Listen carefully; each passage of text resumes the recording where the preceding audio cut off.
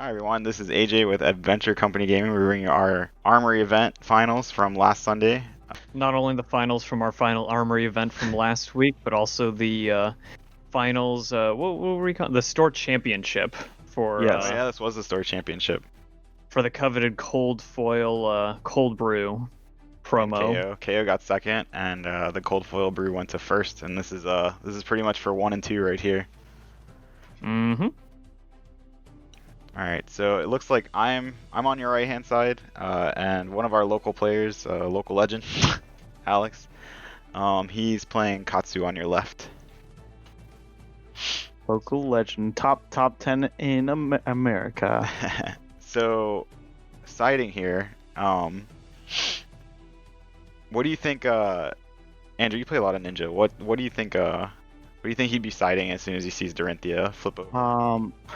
Well, knowing how Alex plays, he really likes to play a lot of control. That's why him and I both will play Dash as well.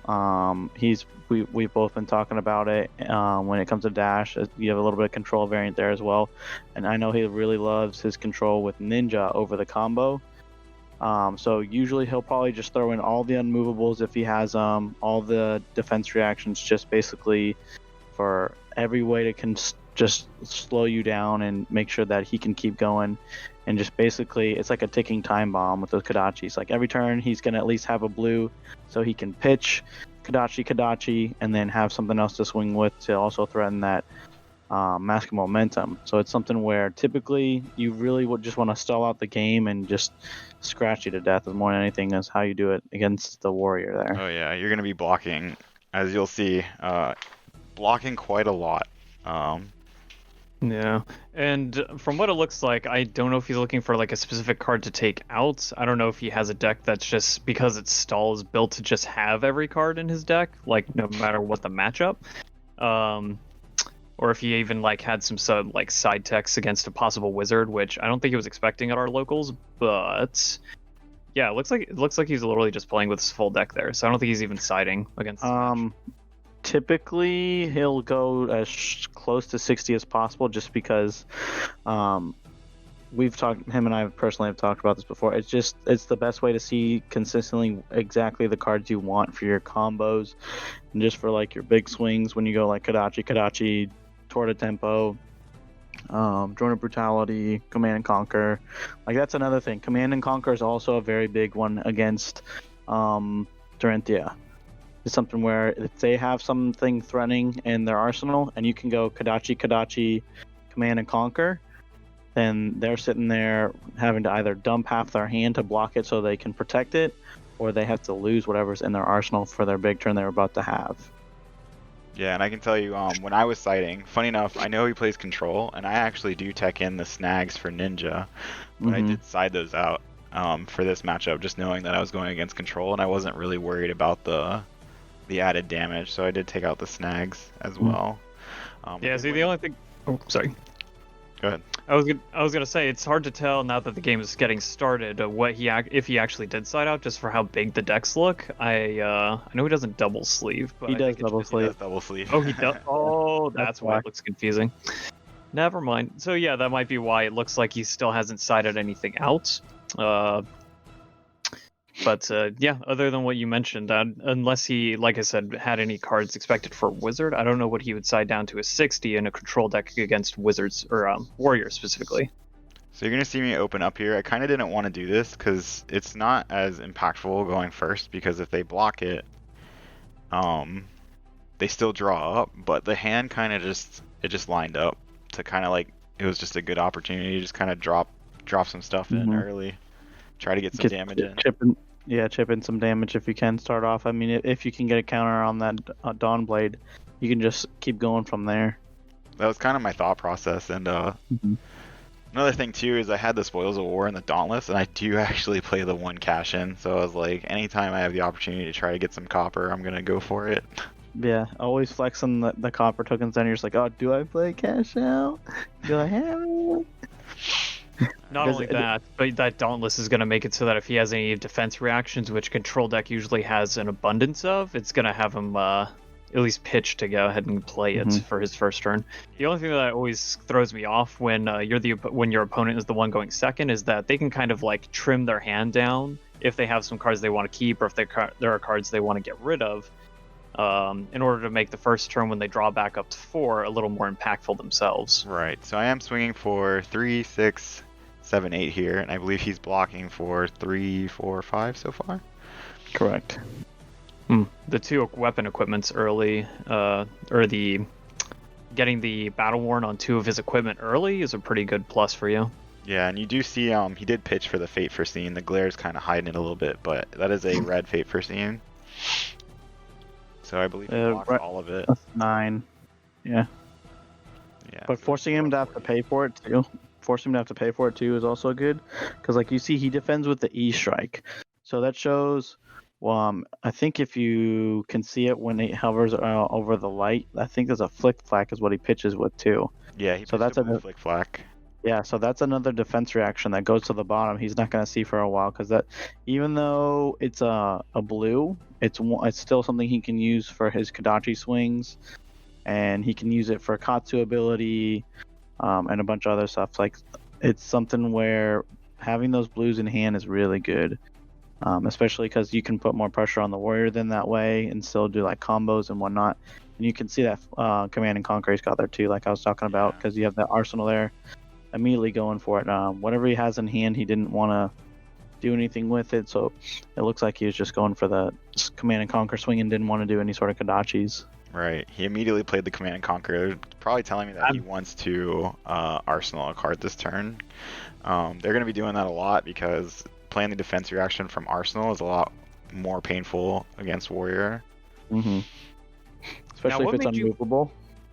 Yeah, now what made you want to defend with your second Spoils of War? You've already gone through 2 of your 3 Spoils of War in your deck, but what made you want to defend with that as opposed to whatever else you might have had in your hand, if you can remember? I don't really remember my hand here, but I think I remember it being really good. And then I kind of was giving up on the Cash Dream. Your third Spoils of War. Yeah, oh my god, all 3 in 2 turns. So it's kind of giving up on the Cash and Dream. Either this hits twice and I can cash in, or it doesn't, and I just know that Cashin is dead. Ah, I see. Cashin still pitches for 2, so that's it. And it blocks for 3 too, doesn't it? I don't remember. We can, I believe we see it later, so we can definitely bring that up later. So right now I'm swinging for 2, 5, 8. With if it hits go again. We see him block with the Drone Brutality. So I saw him flashing that unmovable in his hand there, so it's something where he might pay for that, or if he has it face down, get that extra 1. So we see the sink below, so now he's at 6. And then he reinforced the line, so that's +4 to drone. So he was able to block it all.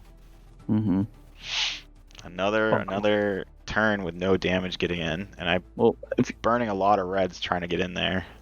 Yeah, if you notice, the reinforce made it so it was 10, so he also had 2 over, just to make it so if he needed, he actually had 2 extra over you, so that just in case you tried to pump it a little bit. I think that might have been what he was thinking about, was if it's only 2 over, then that's kind of a Iron Song response territory. Alright, so I took the one from the Kodachi. I think I take the other one from the Kodachi, so now I'm down to 38. First blood. I feel like Yeah, I feel like the general strategy you want to go against Ninja when they're trying to stall you out with Warrior is try and give your sword or play cards that specifically have go again multiple times, and try and like get in little hits by going wider than they can afford to defend with all at once. Right, so I take the whole Torrent of Tempo here because I'm thinking that even if he draws the card and searches the card, I'm pretty positive that he doesn't actually play the Torrent of Tempo line. So if anything, he might play the Rushing River, but that's it. Right. Like, no one plays Flood of Force, really. Really, the draw card just came down to another Arsenal card. So I go to 33. Yeah, but it is unfortunate that he's already gotten the first blood of the game, and you're still trying to get in for at least a single hit at this point. We have another strong weapon turn coming, though. We have 3, 4, 5, 8 again. So this is like 3 8s in a row. 3, gosh, that's insane. If you can consistently do that, I mean, that basically just runs them out of resources. If you can, These are essentially the dream hands, like back to back for Warrior at this point. Yeah, but Just he's at least had the dream reactions too every time. true, but at the very least, in a technical sense, those actions you're playing to buff it ahead of time can be shuffled back if you were to play Remembrance, where his defense reactions, at the very least, cannot come back. All right, he's just wondering how much should he defend here. Believe he passes on defense on blocks. I feel like especially the turns in which you're trying to get big So hits he takes in. all 8 of it. Oh wow. Goes to 32. The other thing is that doing that, you crack the bolters, and you didn't get him to block with. So that's one thing where he pluses on that kind of. Yeah, so the bolters, the thing is, like, the bolters aren't threatening anymore, right? So he knows he doesn't have to worry about them. It's another thing I thought about keeping them, but when you, like, get to hit with Steel Blade Supremacy and you have a chance to hit with it again, that feels pretty good, you know? So. Yeah, and you draw a card twice. Feels good. And I was, like, probably getting frustrated from not being able to get in the first 3 turns. Quick question with Dauntless: is it one of those sword effects that carries over for until they use their first defense reaction, or is it gone after the first hit gets through? So the because you pitch there for the flick so flack. the buff to the weapon does not carry over, but the other effect says the next one they play this turn. So until they play one, that effect lingers. Ooh, that's pretty good. So right now he's blocking for 8, so he is not letting the second hit go through. Yeah, you're swinging for 5. Yeah, that's 2 red flick flacks for what was just 5 damage. But I guess he was anticipating possibly an attack reaction to bump it over. Iron Tongue response. 8 block is, like, against a 5 weapon is pretty perfect because 3 is kind of that threshold where most of my buffs are going to be for +3. Yeah, either Iron Tongue response for 3 or Razor Reflex for 3. If you can at least put 3 over it, so long as they don't have which one was it? Iron Song Determination, or was it Singing Steel Blade? Which one's the one with Steel Blade? Singing Steel Blade, then they specifically won't be able to get through it. Right, Singing Steel Blade could actually get through it. So if I were to Sing Steel Blade into an Iron Song response, that would 1 over the amount you need. Yeah, and I would get that counter. I think I'm just thinking about what I want to do here. Yeah, I think I kind of saw it for a minute. It's kind of coming back to me. I think I was wondering if I should really try to push over or if I should hold. I believe I hold. Yeah. Yeah, you know what would have been fantastic in that situation? Twinning Blade. Yeah, if I but...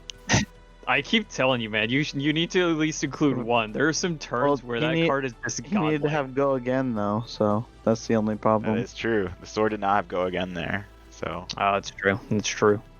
But still, it would have been funny if you could have gotten the go again in 20. Here comes the scratches here, like we were talking about earlier. We're tied at 32 again, so all that, and I'm still only tied. Scratch number 2, go to 31. There's a big swing. And a Mugenshi release for 2, I believe. I think I just 4. looked it through again as well. It's 4. Oh, is it 4? Oh yeah, it's base 4. Oh, that's right, it is. And then he's gonna, So, same thing as last turn. Trigger both Mask and Katsu. Go and search for that Lord of Wind. No, I'm just kidding. I don't think he's going to search for that because he doesn't have Go Again on Mugenshi release right now, so he wouldn't be able to use it unless he cracks the boots, maybe. But I think he missed the window for it. Yeah, he would have had to trigger it when it hit, which technically is now past that point. True. He's just getting an Arsenal in. It doesn't say if. It just says if. When. It just says if an attack has hit. So I think you can afterwards, if I'm not mistaken. But at the same time, the Mugenshi release would have fully resolved its attack, so I think at that point, it's just done. Alright. So moving back into my turn now, we're going to see I start with the Warrior's Valor into Dauntless. So we're swinging for 6. These turns I've not been letting up. I was gonna say, I almost think like you should have. I know that was a good turn to try and get the Steel Blade Supremacy off on 2 attacks with the Refraction Bolters, but I feel like for against a stall deck that's trying to play as many defense reactions on top of you as it can, I feel like Iron Song Determination is the other one, the one that dominates your sword for turn. For sure. That's the one you should save the go agains as much as possible for, because I feel like that's the only way you're going to get significant hits in is if they can only defend with 1 card from hand as a stall So deck. the thing is, my thinking against that is that despite this being a control deck, he's still hitting me. Like, I can't fall behind against Ninja. He's gonna come at me for minimum 2 damage every single turn. Oh, absolutely. I'm not saying you shouldn't attack until then. I'm just saying, like, saving the Refraction Bolter specifically, which is a once per game kind of thing, I feel like, I don't know, just those turns where you get the domination on the blade is something that I would hope for. So I believe he takes this 3. He might come in with another defense reaction, but I do not remember. So let's see what happens. That Iron Song response is just such a strong card. 3 damage for free. So yeah, he's gonna take that 3 there. Go to 20. Yeah, and it hits, so you have It's go the again. fact that it's free that makes it so insane. So with my floating resources, I'm gonna crack the bracers, which closes the chain, and then swing again with Dawnblade for 4. 4 is a nice number because unless he has a defense reaction, or does that,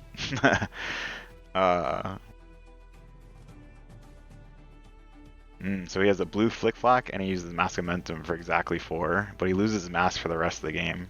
Mm-hmm. Wait, that's insane.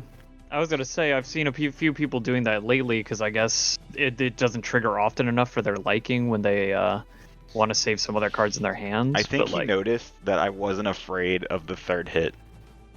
Mm. So I think a lot of people will overblock the 3rd hit.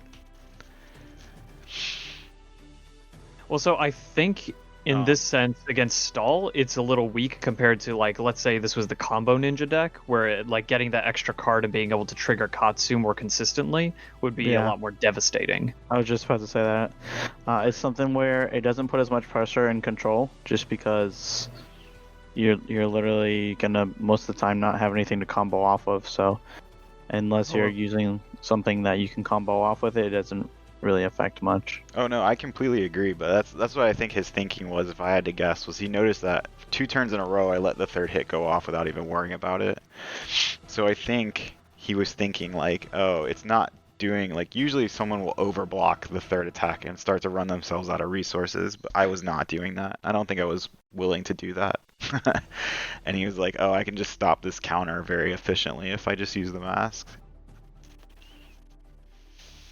Alright, so I get in for 3, but he passes on blocking, and I kind of shotgun the glint so that I have go again. But then, so because I do that, he comes back at me with the unmovable. That's from the arsenal too, wasn't it? I believe so. So no damage again. I'm telling you, the control. Hindsight 2020, but like I feel like when like there are certain turns with warrior against stall where if you just swing with blade to try and threaten things or bait out things, even against a stall deck, if he lets it go through and even you only hit for 3 damage for that turn, that's like 3 damage of progress at least. Then he just has the defense reactions for a later turn anyway. So I believe I took this entire Command and Conquer. Yeah. I go to 21. Lost my arsenal, lost the Razor Reflex. I think I just didn't have an efficient way to block that Command and Conquer. Yeah, you can see I'm pitching the Steelblade Shunt, so there's already like a dead card in my hand against the Command and Conquer. So we're swinging with Life for Life. I do hit. He takes the entire thing, so he goes to 25, and I go to 22. Let go again. Go Again's very strong here. I'm much a big fan of the Life for a Life and Scar for a Scar package. I actually was playing both of the entire package in this event, and they worked out very well up until Up until this control matchup, and I'm just kind of hitting a brick wall. I think it's particularly hilarious in Guardian because it's so useful, but you just don't think about putting it in all decks like a Guardian deck. But I mean, if you're behind or if you only have one card left in hand and you just slap that down, it's pretty good. Yeah, it all depends on the Guardian player's play style. Like we have Steven who uses it off and on sometimes depending on how he's playing the deck. But it just depends. Some people try to go for like the big setups every turn if they can. And then some of them also will do that where they can do a little bit of cheeky 4 damage at the end or in the beginning. So you can kind of see exactly. So I saw the first Kodachi come in, go to 21 again. And then in order to stop the chain, I believe you when we were in the game, I kind of made a joke like, oh, I totally forgot your mask isn't live. So like I'm just so conditioned to block the second Kodachi if I'm going to block. Mm-hmm. So funny. I've done that. There's the answer. You're like... Yeah, there's the answer to our question, by the way, earlier. Cash in defense for 2. 2, yeah. And you can see I was willing to just get rid of it because like yeah, I've already pitched all 3 of my copper generating cards, so they're already gone. Gotta get that adult Kasai, man. Funny enough here, I think I got baited into the sink below. I don't believe there was a reason for me to use that. I probably should have just eaten the Razor Reflex there. To be fair, I think the result was mostly the same, because if you were going to defend his last hit as well, it was only doing 2 damage anyway. Yeah, but it's a waste of 2 life if you think about it, because he was coming in for 4, and I blocked 6 total. That sink below could have been used a lot more efficiently. Mm-hmm. That's true. So I do come in with a Scar for Scar. I am losing, which is has been the case for most of this game. So I think he takes it here, which is kind of Scar for Scar is just such a pain to like have to block if you want to, or because you know they're gonna come in with like things that actually like matter to the warrior, you know.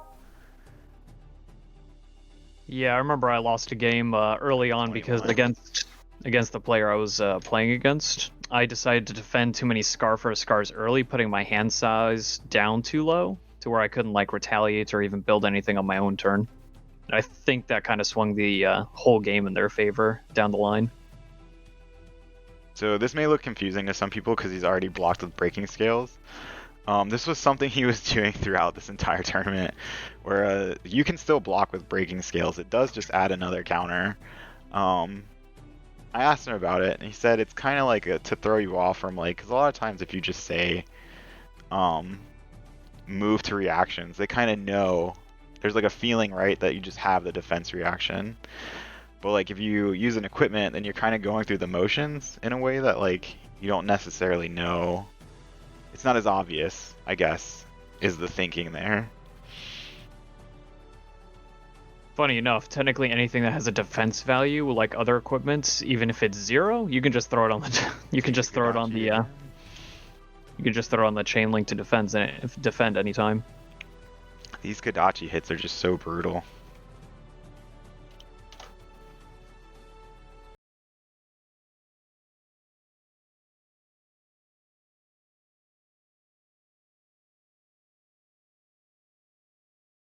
Strike get played.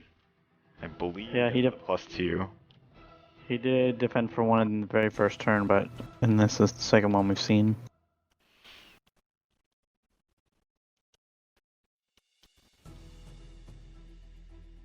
And what's funny is I think you see a third attack that gets to hit. And oh no, he gave it go again. Okay. And then I get he comes out with a red drone for 6. Ugh. And I block Gross. 4 of it with the sink below. I'm choosing not to sink here. So I took 2 damage.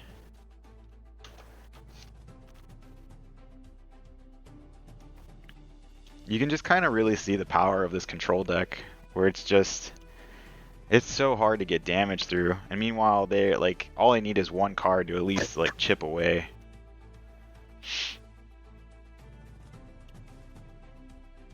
So starting my turn with a 2-card hand. And what did you say the score was at this point right now? Score is 17-21. in Alex's favor, correct? Correct. Okay. So here he goes, blocking with the breaking skills again. And a sink below from hand. He's pretty much daring me to have the reaction at this point. But I think even if I had it, let's see what I do. You don't think you would have played it this turn just because you didn't have it? Oh no! Never mind. I remember this turn. So I get real greedy on this turn. So I had 2 resources floating, and you're gonna see. I'm like, oh, I can like math in my head. That I can, because the sink below came from his hand, I can Singing Steelblade into Singing Steelblade, getting over by 1, and then with this Singing Steelblade, resolve it and get a glint, which will draw me a card, hit by 1, and because I have a card, I can now pitch to swing the weapon again. This is a fine plan.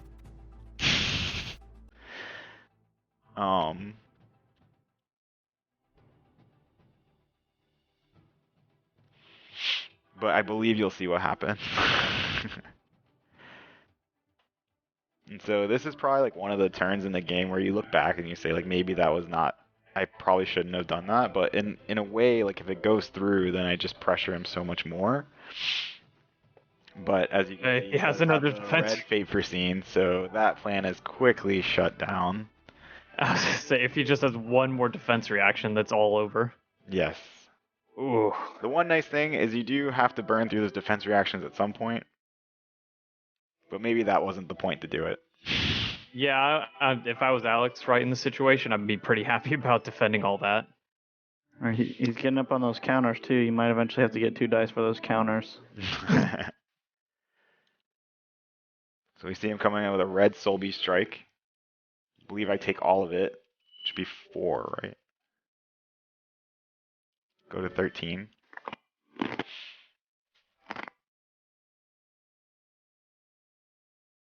Going to the crane stance there.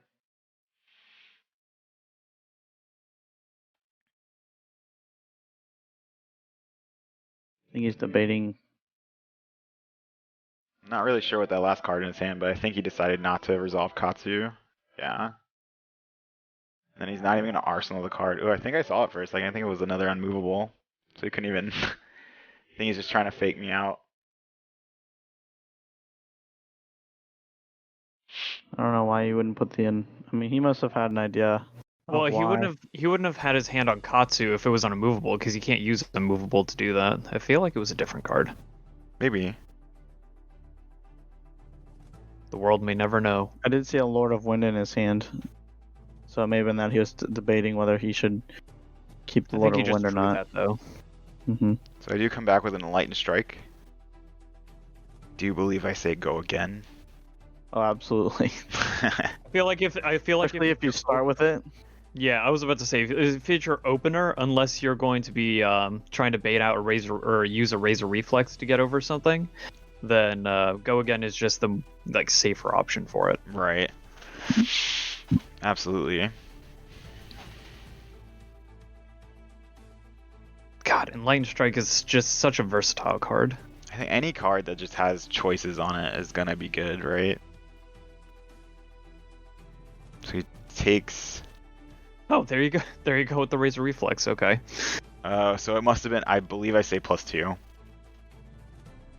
Yeah, +2. So he takes... Well, there we go. He takes 10 here. Oh no, he does have the immovable. It's just blue unmovable for red unmovable. So I guess it was an immovable in his hand. I don't know why he was acting like he was going to goes to 18. No, he has the other one in hand, so never mind. No, it's in pitch.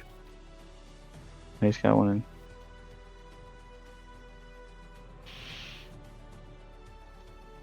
I will say I like how we predicted our own scenario for why we'd play it first without go again. Yeah, I mean, it's just hard remembering what was in my hand at the time.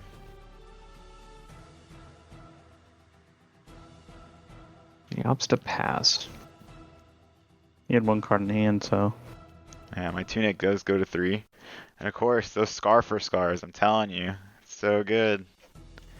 Go to Most of the time, 14. you'll get people just not even block him.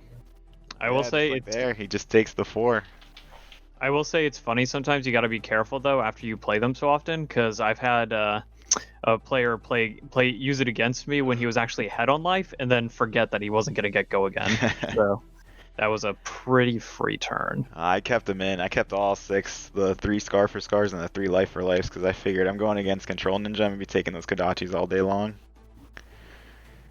Alright, so I pitch a route and use the Tunic counter to play a Command and Conquer. I wonder what's left in your hand that you want to arsenal then so badly to use the tunic now.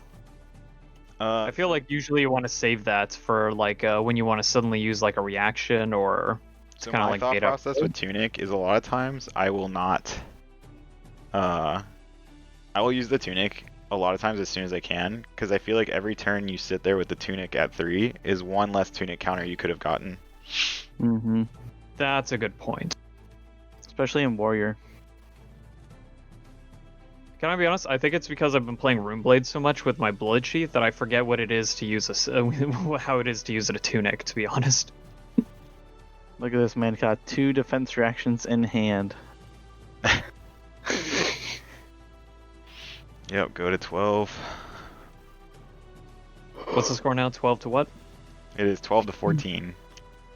Again, I don't know why I'm blocking this Kodachi there. It's another misplay, I think. I think just I'm so conditioned to think Mask is live. Well, you're making sure that the Assault the Wounds doesn't go through, man. True. Assault the Wounds for 4.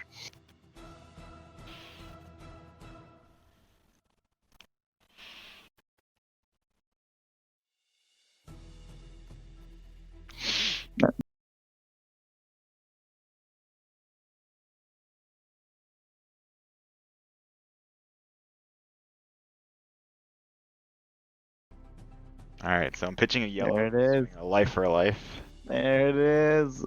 And he just takes the life for life again. So he goes to 10, and I go to 13.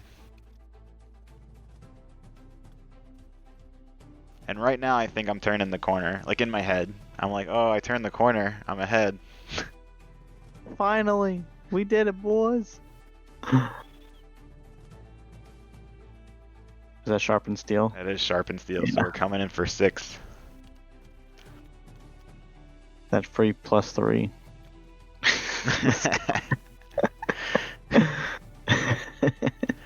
I just want to say too, this wasn't throwing me off at all. Like I was just like, okay, do what you gotta do, man. That's still 0. I gotta love it though. It's just a new way to psych your opponent out, basically, or try to anyway. I do appreciate that he's also keeping track of the -1 counters. Hey, I mean, you have to. Yeah. Let's put it this way. What if he breaks out the Forged for War to suddenly give it +1 defense for the turn? Well, I guess I call myself to the table at that point. Yeah. Sir, he's playing a Guardian card. Take 1 again. Down to 12. This is where Alex has a time for my comeback. Yeah. He's thinking, how can I get pressure back on this guy? I don't want him to come back at me with a full hand. And then the red crane dance is also interesting too. Usually you don't see a lot of that. Usually most of the time that line's all blues just because you can pitch it all.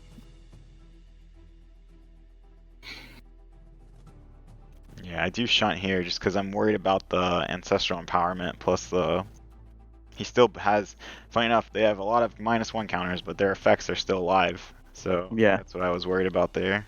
Give it go again. And then you also have the ability to give Katsu. He had 1 card in hand, so. Which we could see and it was a defense reaction, so. Yeah, but of course me at the time could not see that. Yeah. You see another unmovable. This man has like 12 unmovables in his deck. I think he's playing the full cycle. Yeah, full. I think he's playing all 9. Nope. Just reds and blues.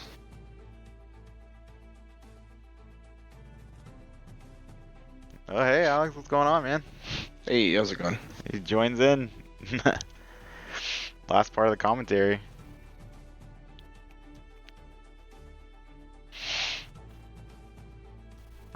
No reprise available there. Well, no, technically there is reprise. Oh, is that a? There's a red Yeah, it's- scar for scar, so the hit and run still gives the weapon go again. Is not continuing Correct. hitting. Yeah.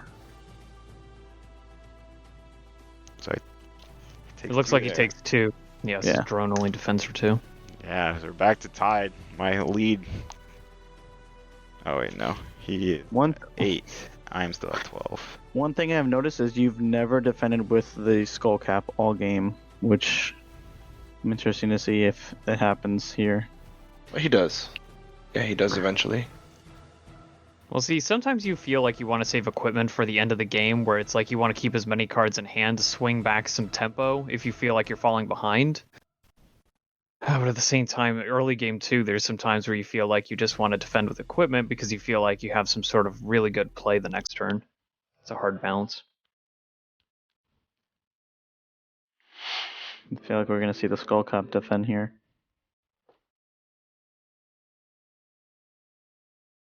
Defend for 2 and then defend with a card for 3 from hand. I feel like AJ's probably counting his resources in there.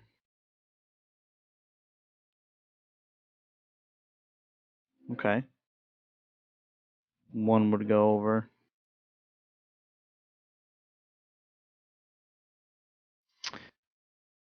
Yeah, but I don't know if Alex has anything left. Oh, no, because he's proccing Katsu's ability there. Yeah, I always proc it no matter what, and then decide if I want to use it. So I didn't there. So again, playing on a control matchup, you want to control your opponent's mind. Yeah, because Katsu says you may, doesn't he? Yes. Yeah, so that's something where you're like, activate it. I'm not going to do anything, so. For me, the reason I do it is more of just not to miss the trigger. Mm-hmm.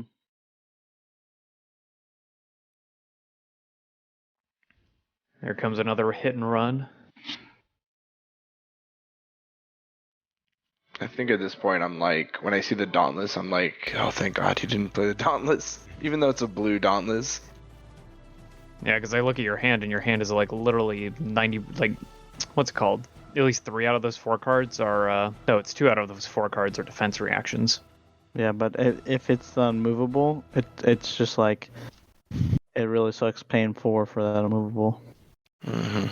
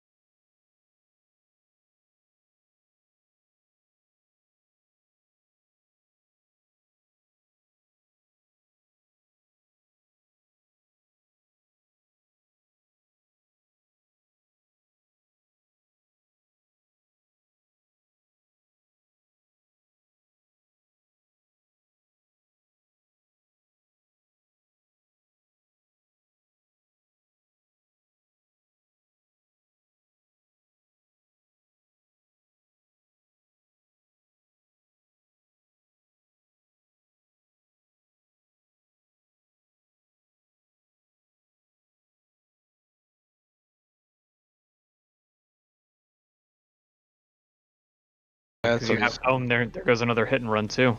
Speaking of. It's rough. That command and conquer, like, you just have to block there. If not, you lose whatever cards in your arsenal. So in terms of the go-agains, though, AJ, did you have any remembrances in your deck to try and shuffle them back in? No, I hate that card. It always comes up at the worst time. I'm like, Well, wait, this is stalled. This is like the one deck where you want like all 3 of them in. yeah, but Yeah, Warrior I doesn't didn't want bring that, it to the though. Table, like, Oh, yeah. Warrior doesn't need that. It shouldn't, right? Yeah. It's like an aggro deck, so you probably don't want to play it. I feel like early game, it's enough that it still pitches for 2. Like, yes, I know you want to have like pitch threes whenever you want to have like a big blowout turn, but at least it can pitch for 2. And then, like I said, when it gets to this late point in the game, you can shuffle back like all those hit and runs so you can actually use them in the future again. I think I'm like not thrilled about getting rid of that Torna tempo. And then I had to use an immovable to stop the Razor Reflex, which is pretty it hurts. It was pretty interesting to see you block there. I guess you were worried about that card in Arsenal. Might have been I think you thought it was a glint or something. Or a response. Same question to you though, Alex. Do you play Remembrance into your deck as a stall I player? do. Yeah. Okay. Oh, so here's this is the last turn. I have a blue Crane Dance and I'm sorry, I think it's a red Crane Dance and a blue Crane Dance. And so I lead on the red Crane Dance. This is where I get the block with Arcanite Skullcap.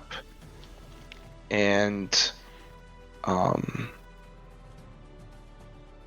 so I think it's blocking for 2 here. AJ, Oh what's no. that? Yeah, maybe not. I was gonna say, No, what it's do you know? blocking for Yeah, one. block. Yeah, blocking for 1. I believe I go to 3 here. Yeah, that's right. Yeah. And this Yeah, is and where I learn what the combo effect of Find Center actually is. As I crack the Breeze Rider boots to get go again on the Crane Dance, pitching the blue Crane Dance to go find Center. And Find Center's text says it can't be defended by cards with resource cost. Oh, right at the end. Resource cost Oh, less audio. than the amount of chain links that are on the chain, right? Hold on. Correct.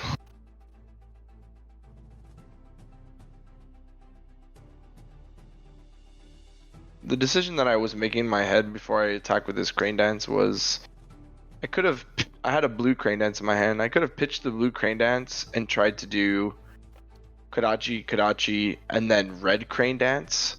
But instead I opted to go for the line of swinging with the Crane Dance, hoping that the Crane Dance would hit.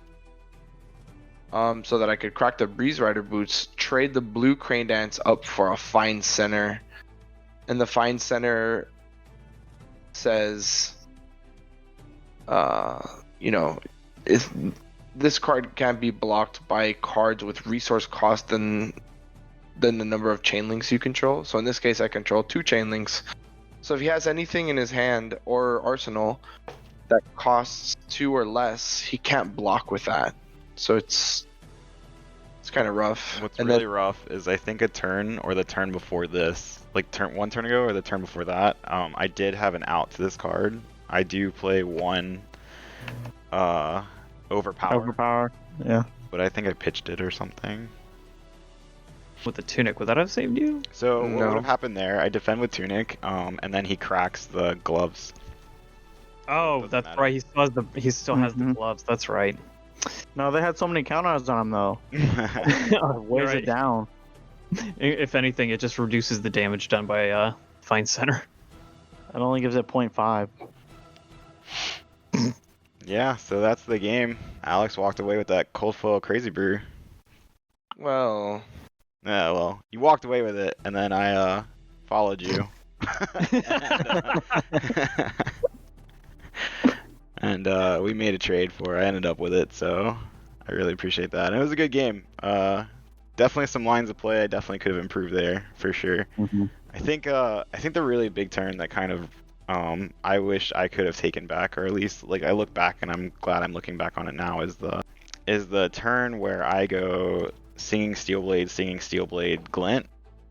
I feel like that was an overly greedy play against a control deck that didn't need to happen.